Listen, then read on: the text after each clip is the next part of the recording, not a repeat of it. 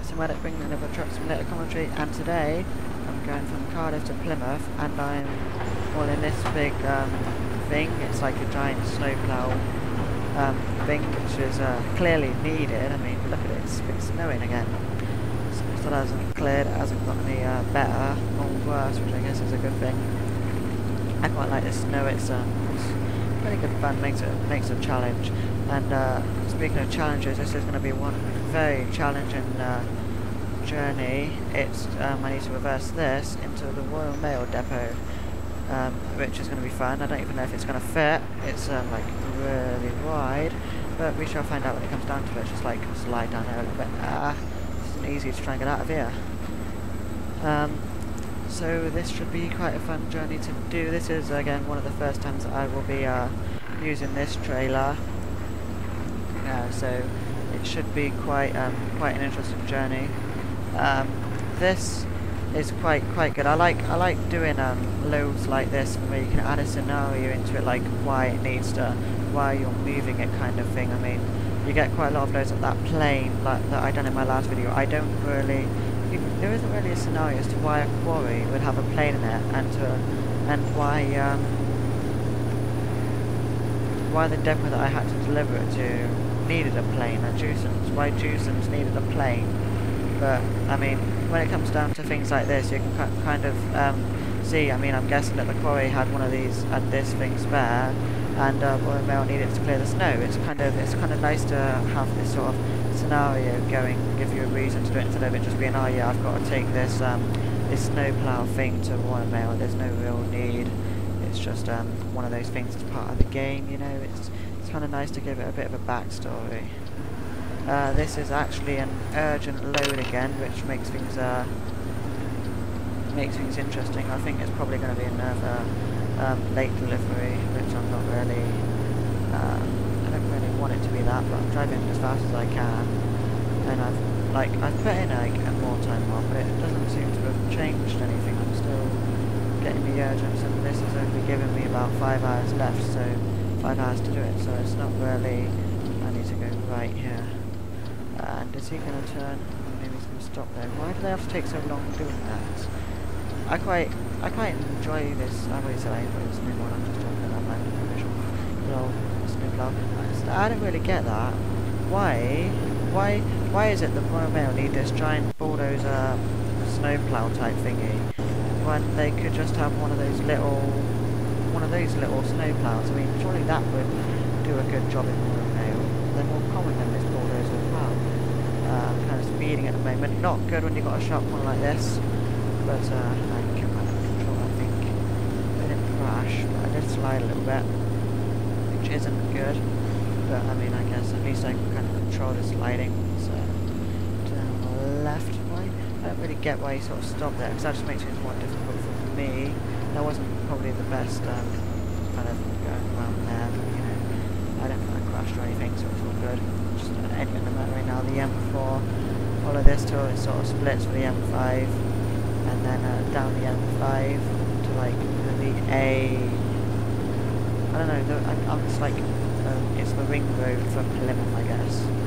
I don't know how I'm going to be getting this into the depot. I think when I get into like Plymouth, I'll end up driving past the depot, round and roundabout, turn it around, because I think that the Royal Mail depot is sort of, if I was to follow it and not turn around anywhere or go like a long way round, then I would be coming at it like on the side of the road closest to the depot.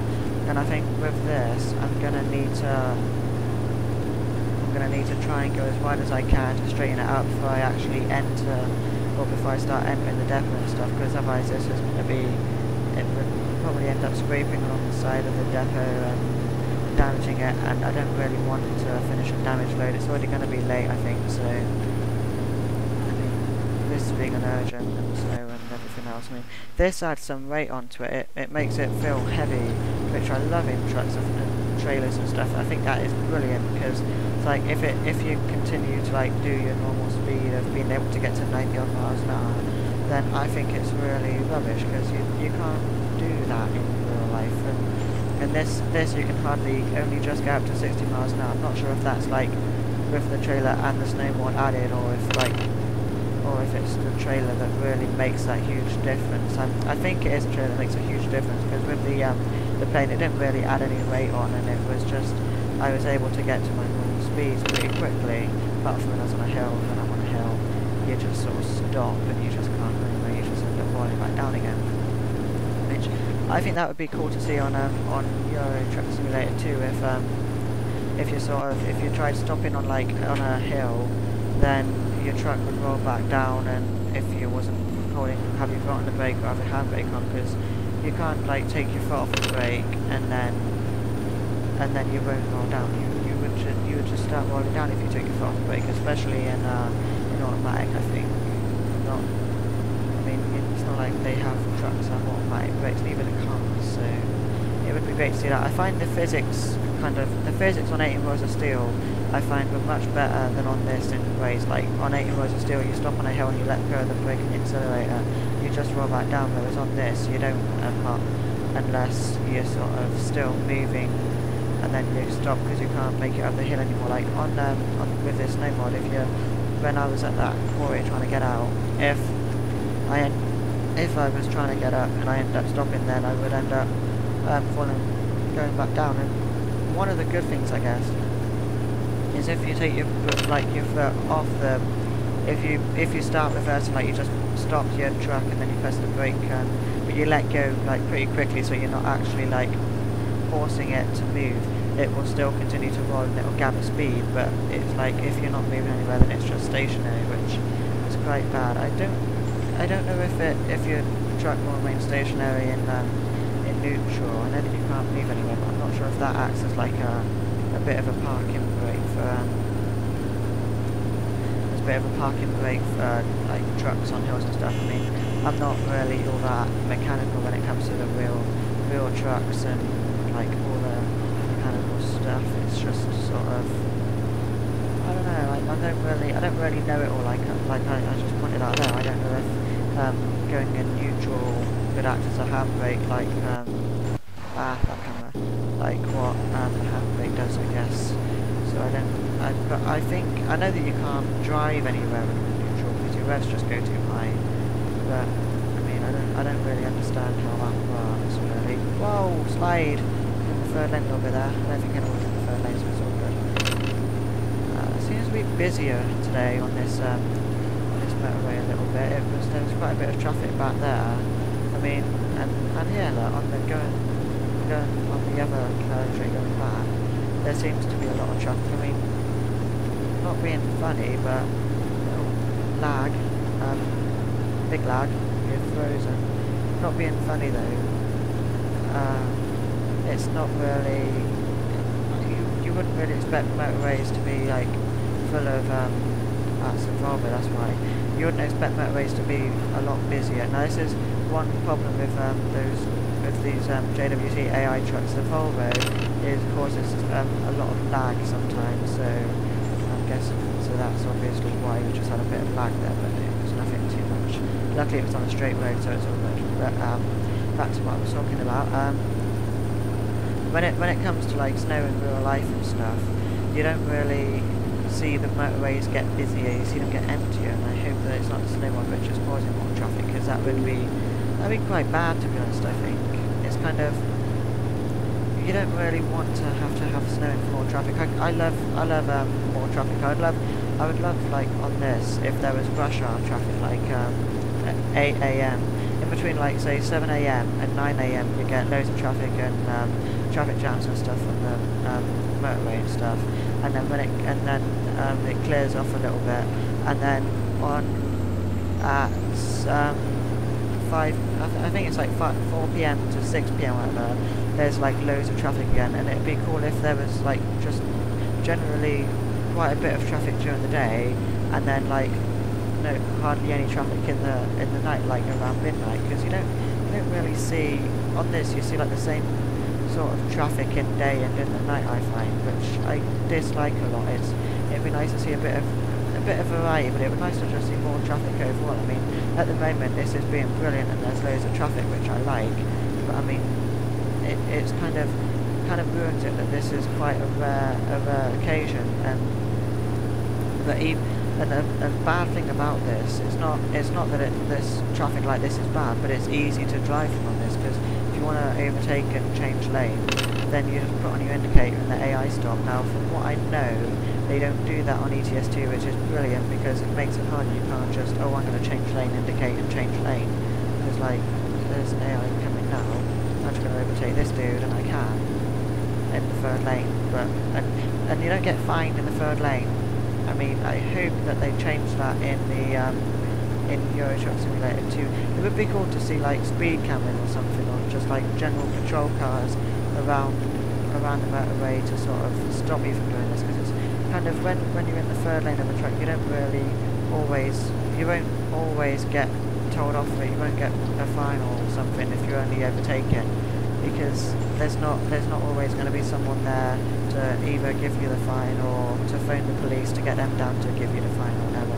So it'd be cool to sort of have sort of police patrol cars along the motorway to sort of avoid you, stop you from doing that. I mean, it would be brilliant that, because it would still give you the opportunity to, like when it comes to overtaking on single roads. If there's double lines in the middle of the road, you get fined quicker than if you're overtaking on like dotted lines, on like what this motorway's got.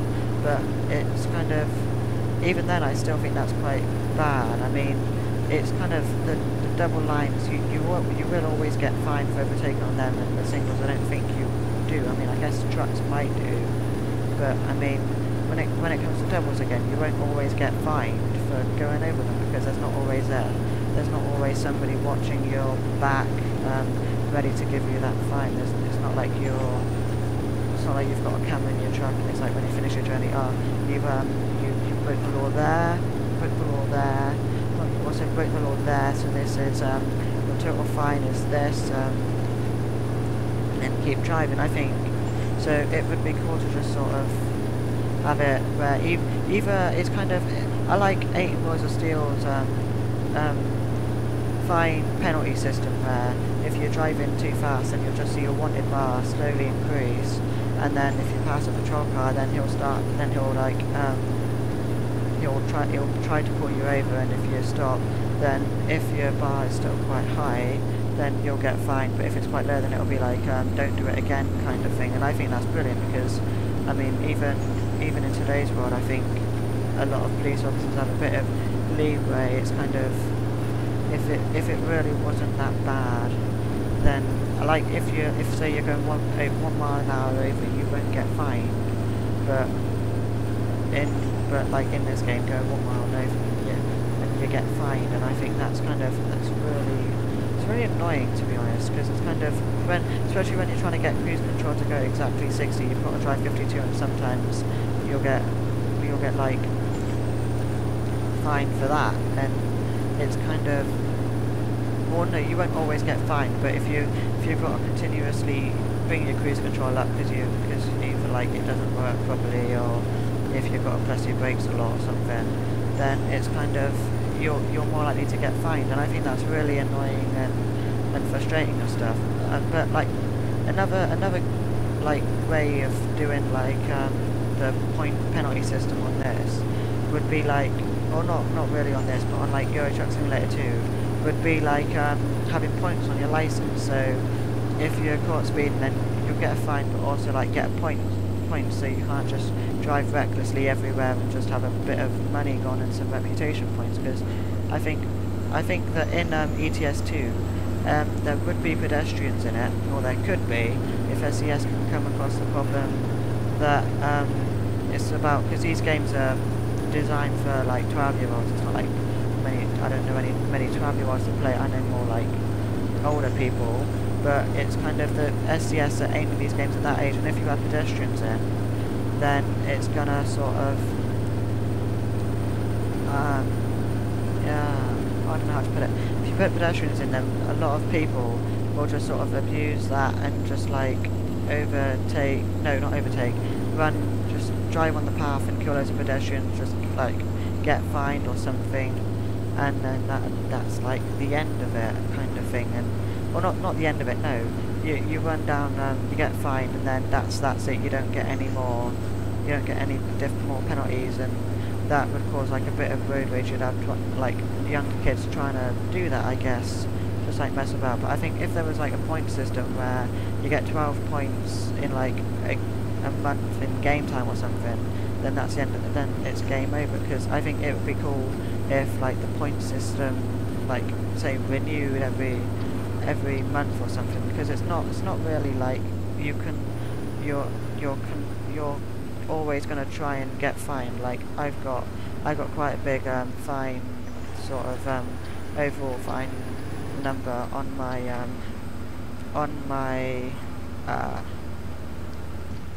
my save, and it's kind of, it's not like I've tried doing that, but it just happens every time you get the accidents and stuff, and you get big lag like this. I hate it when it lags. But it's kind of, so if it was to like renew the point system every month, then it sort of, it gives people the opportunity, it gives people like the leeway to like break the law. Like if you crash or get crashed into, then it sort of gives people sort of the enough points to be able to like overcome that. But then if it's kind of I don't know how to put it, if it stops you from sort of driving on the path or continuously breaking the law, because if you get 12 fines, 12 points or whatever, then that's it, the end of the game. So people would sort of think about that more, and they would be a lot less likely to just do that, because it's kind of, it would just be better, I guess. So yeah, but I mean, I guess that when it comes down to it, the fining system on UKTS isn't all that bad. I mean, it's quite good in the sense that sometimes if you like crash, then you don't always get fined, which I like. It's not, if like you run through a red light or something, you won't always get fined for it. There'll be a time where you don't, which I think is really good. Same with crashing. Like sometimes you can, if you get crashed into if someone crashes into you, or if you crash into someone else, then you won't be issued a fine, but it's quite a common occurrence that you do get fined, and that is a rare occurrence. That dude just like stopped the roundabout for me. I guess it's kind of because I was going too fast and he had no choice to stop. I kind of cut him up, but I mean, he kind of had to, really. It's like against the law if he doesn't, I think. Even though it was just rude, I guess. So yeah, I think the fining system on UKTS is good, but it could be better, and I think in ETS2 they will make it better, and I'm hoping that they do make it a lot better. But it's kind of, we'll just sort of have to see. They haven't really revealed much when it comes to the fining system, I don't think, the sort of the penalties and all that.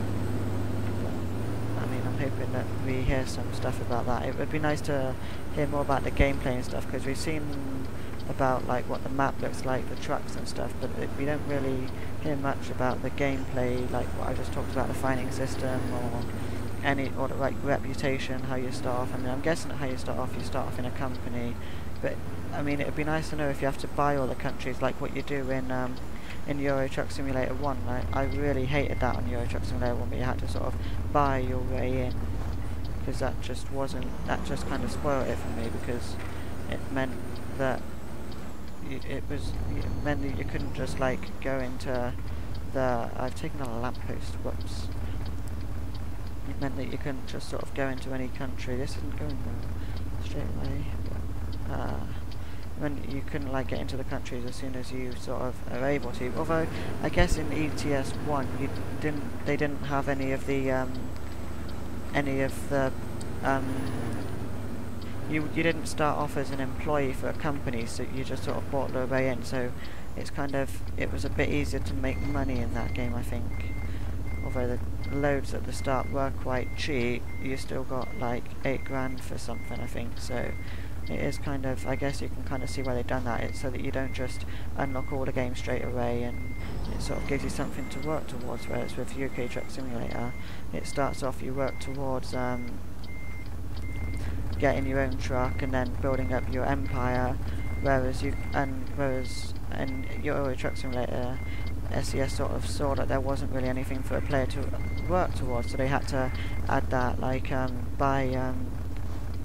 buy your way into the countries, and they had that 5-star rating system where you had to complete challenges or something, like deliver 2 undamaged cargo to the same depot or something, which I think was quite good. It'd be nice to see challenges like that back in ETS2, because that again gave you something to work towards, but it wasn't simply just driving about everywhere. It was trying to aim for something else as well, instead of just driving about, because if it's literally just driving about, it can get a bit, I wouldn't say boring, but it's nice to have like a little goal type thing and then work towards that. I'm not sure how this is working out, the reversing side of things. I can't really see much. So, oh, it's not actually going too badly. It could be going better, but if I just continue doing this I did just like try and straighten it out, but it hasn't gone the way I was planning for it to go. So if I just do this a little bit, I'm hoping that I don't end up pushing that other trailer, but they're both wide loads, which makes it harder. But there we go. Right, I might try and straighten it out, to be honest. I like to be a little bit I don't know about professional, just hello, that's not even straight that much. Let's just do that, and then drive forwards a little bit, and then back again, and then that is some neat reversing now. I like that. Just reverse it a little bit. There we go. It's not the straightest it could be, but I mean, for reversing it into Royal Mail, I think that's quite good. And this is late, but I'm interested to see how late it is. It was due at exactly 3 o'clock, I think, so I'm 11 minutes late. Not too bad considering all the circumstances. Snow, the depot that I had to reverse into, the depot I had to get out of was quite slow, a steep hill and stuff. So I mean, overall the reversing job wasn't too bad. It's a bit not quite straight there, but it wasn't bad.